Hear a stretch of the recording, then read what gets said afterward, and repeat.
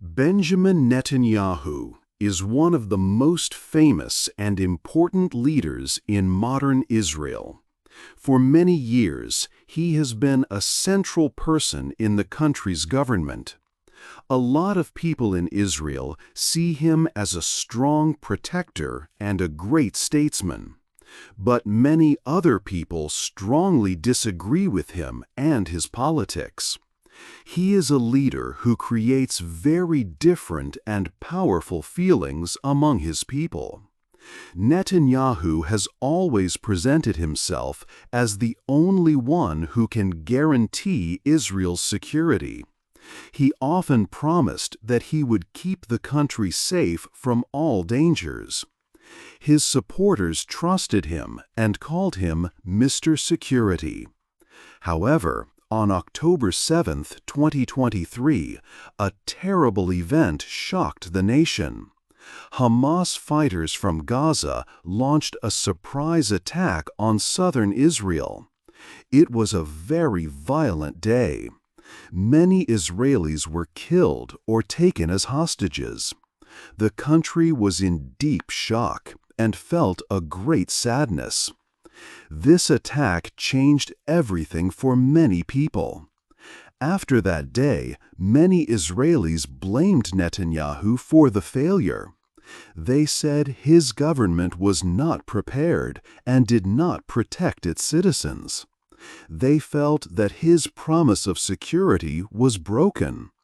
This raised a serious and painful question about his leadership.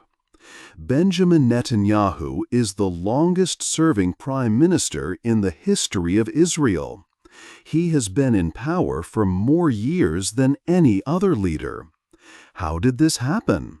How did he get this power and hold his position for such a long time? This story will explore his life and career to find the answers. We will look at his early years, his political ideas, and his actions as a leader. We will see the constant crises that have defined his time in power, and try to understand why he remains such a powerful and controversial person today. 2. His early life. Benjamin Netanyahu was born in Tel Aviv in 1949. This was just 1 year after Israel became an independent country. His father, Benzion Netanyahu, was an important historian. Benzion had very strong ideas about Zionism, the belief that Jewish people need their own homeland. The Netanyahu home was very intellectual. They often talked about history, politics, and the importance of a strong Jewish state. His father taught him that Israel was always in danger and must be powerful to survive. These ideas had a big influence on young Benjamin and shaped his worldview from an early age. Netanyahu spent his childhood in 2 different countries. His father's work as a professor took the family to the United States. So he grew up in Jerusalem and also in Philadelphia. Living in America gave him a good understanding of American culture and politics. This was unusual for many Israeli leaders of his generation. He learned to speak English perfectly, with an American accent. This skill helped him a lot later in his career, when he spoke to world leaders and appeared on international television. When he was 18 years old, Netanyahu returned to Israel for his military service. He joined the Israel Defense Forces, IDF, and was accepted into a very special unit called Sayeret Matkal. This is an elite special forces group that performs difficult and secret missions. The unit's motto was that only daring people succeed. This thinking influenced his political style later in life.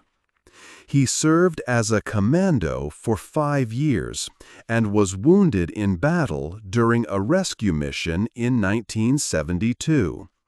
His military record was excellent. A very tragic event in 1976 changed his life forever. His older brother, Yonatan, or Yoni, was the commander of a famous rescue mission in Entebbe, Uganda. The mission saved over 100 hostages from a hijacked plane.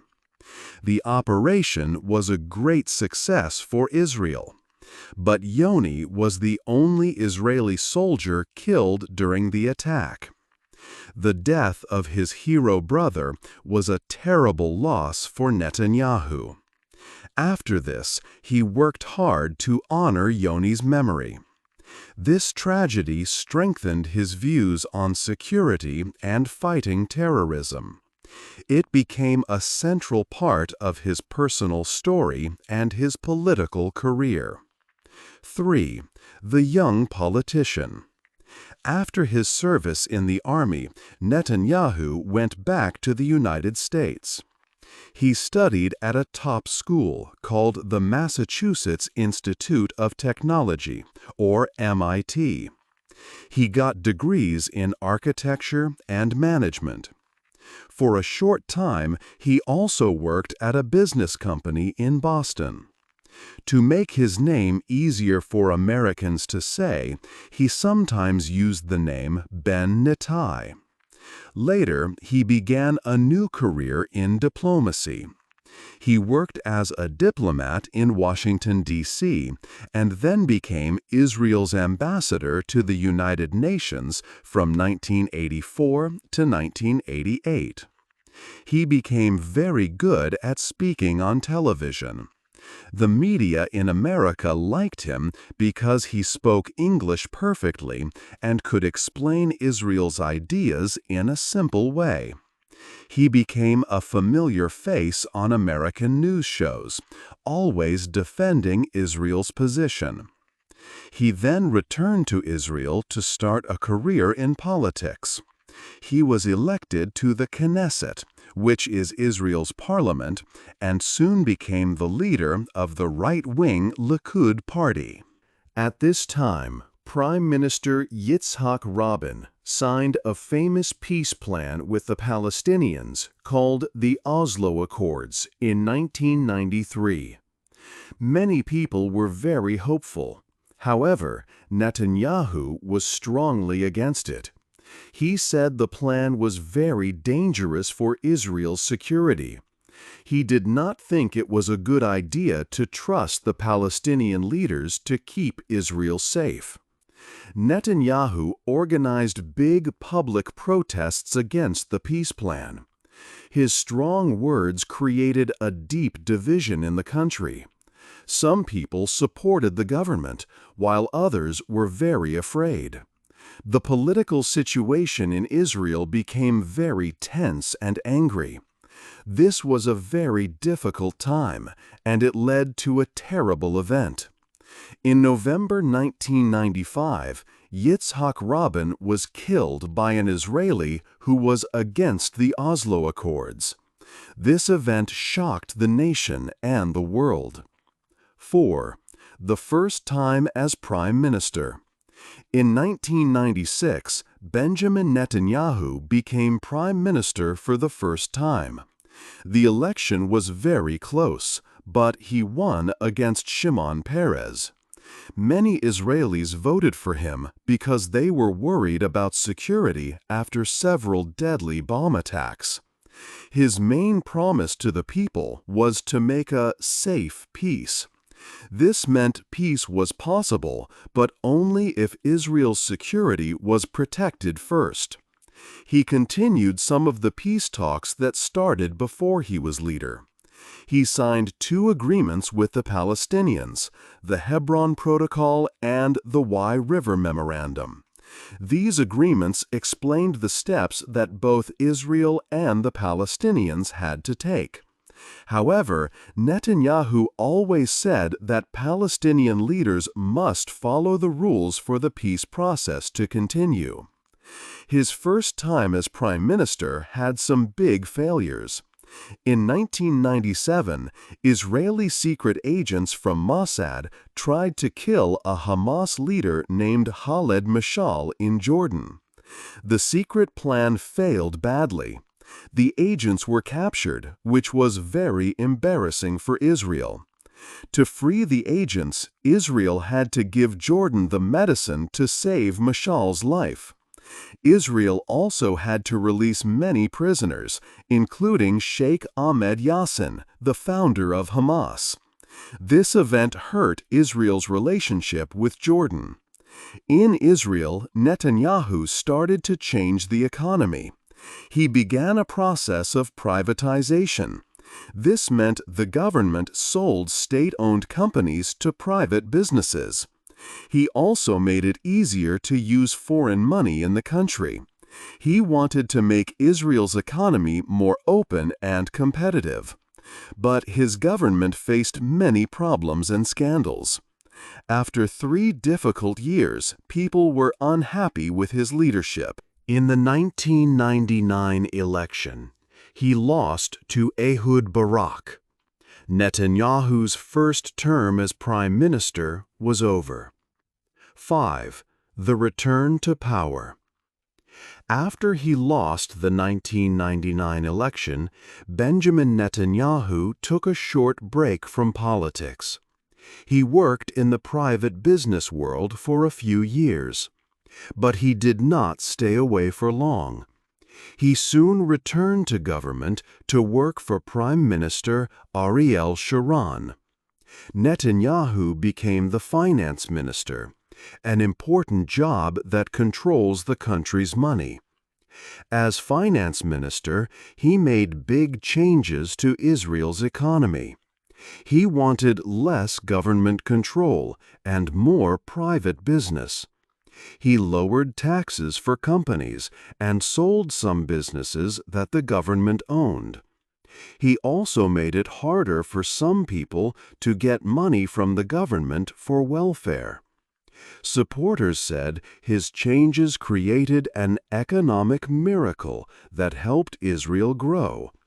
But critics said his plans hurt poor families and made the country less equal. In 2005, the government made a plan to leave Gaza. This meant all Israeli soldiers and citizens would move out of the area. Netanyahu strongly disagreed with this idea. He believed it would make Israel less safe and would not bring peace. To protest the decision, he resigned from his job as finance minister and left the government. He then became the leader of the opposition.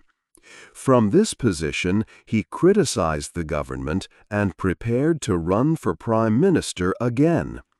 Netanyahu campaigned hard to return to power. He told voters that he was the only leader who could protect Israel from its enemies. In 2009, his Likud party won enough votes and he became the prime minister for a second time. A few months later, he gave a famous speech at Bar-Ilan University.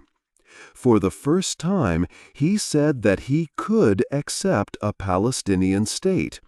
But he had very strict conditions. He said the Palestinian state must not have an army. He also said that Jerusalem must remain a single, united city under Israeli control. This was a big change, but for many Palestinians, these conditions were impossible to accept. 6. A leader for many years. When Benjamin Netanyahu returned to power in 2009, he began his longest time as Israel's leader. He faced many challenges, and his relationships with other world leaders were very important. His relationship with the President of the United States, Barack Obama, was often difficult. They did not agree on many things. One big problem was the Israeli settlements, which are homes for Israelis built in the West Bank. The U.S. government wanted Israel to stop building them. Netanyahu agreed to stop building for a short time, but the problems between the two leaders continued. During this time, Netanyahu focused a lot on Iran. He told the world that Iran was trying to build a nuclear bomb, which he saw as a great danger to Israel. He often spoke about this threat. At a speech at the United Nations, he used a drawing of a bomb to show how close Iran was to making one.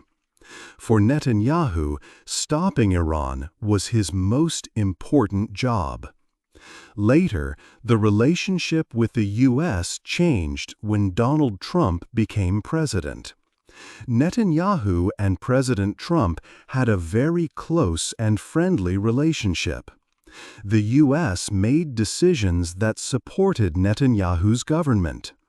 For example, the United States officially said that Jerusalem was the capital of Israel. The biggest success during this time was the Abraham Accords.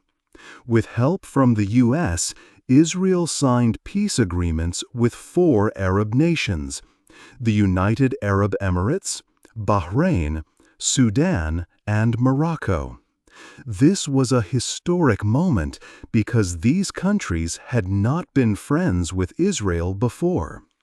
But while he had success with other countries, Netanyahu faced serious problems in Israel. The police started to investigate him for corruption. They said he may have broken the law to get gifts from rich friends and to get better news stories about him. In 2019, he was officially charged with crimes like bribery and fraud. This was the first time an Israeli prime minister had a criminal trial while still in office. Netanyahu said he did nothing wrong and that his political enemies were trying to force him out of power. 7. A time of great trouble. In late 2022, Benjamin Netanyahu became Prime Minister of Israel once more. After winning an election, he created a new government with other political parties. Many people believed this was the most right-wing government in the country's history. Soon after, this new government announced a big plan. They wanted to change the power of Israel's judges and courts. This was called a judicial overhaul or reform. The government said the changes were necessary to create a better balance between the courts and the elected leaders. They said the judges had too much power. But this plan made many Israelis very angry. It became very controversial. For many months, huge protests happened all across the country. Every week, hundreds of thousands of people marched in the streets. They said the plan was a threat to Israel's democracy. Even some military reservists and important business leaders joined the protests. They worried the changes would weaken the country.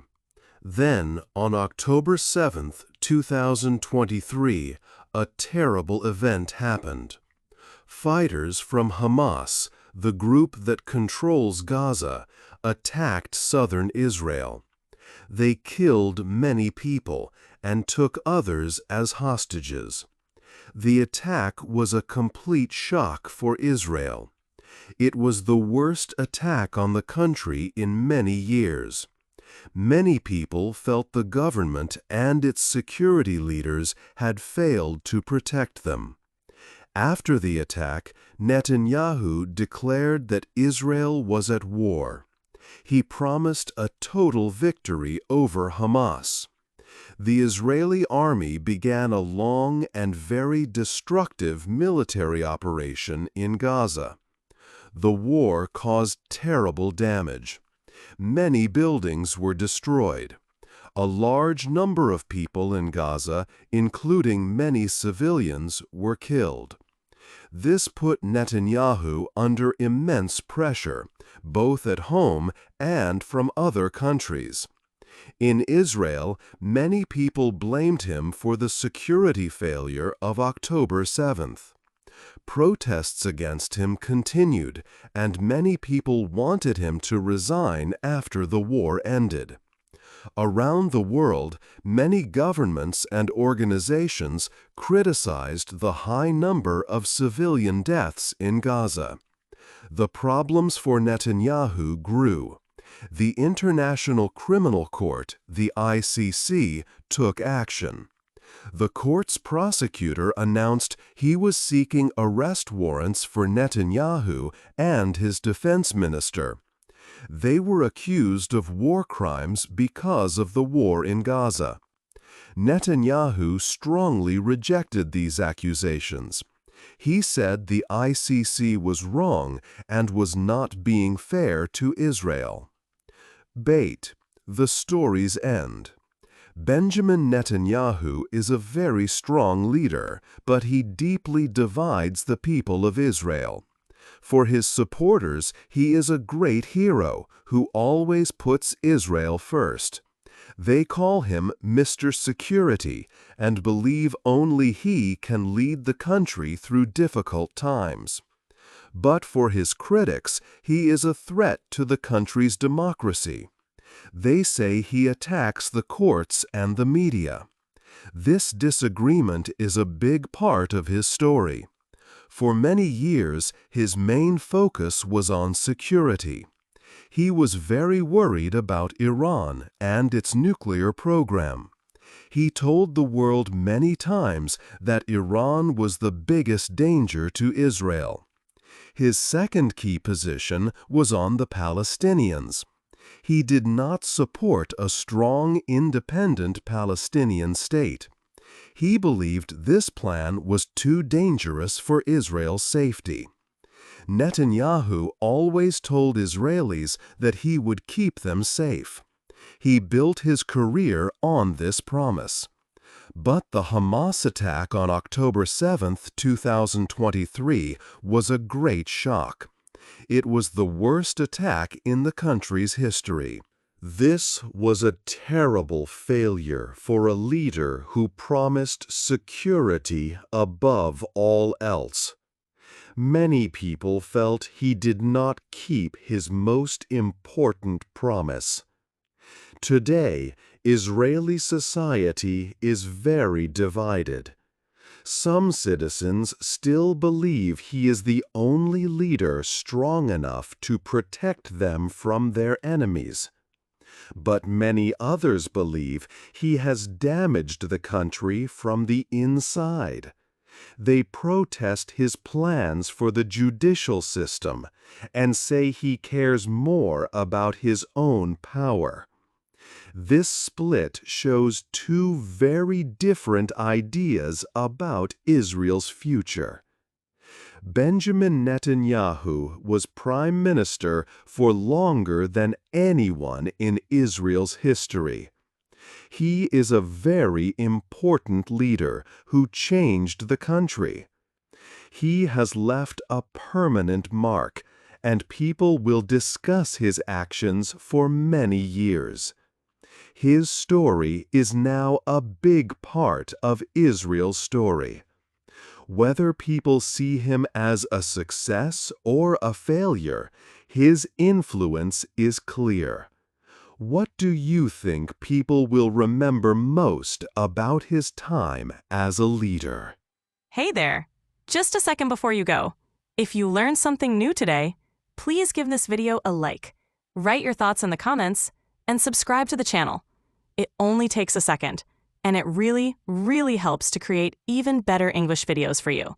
Your support means the world. Thank you.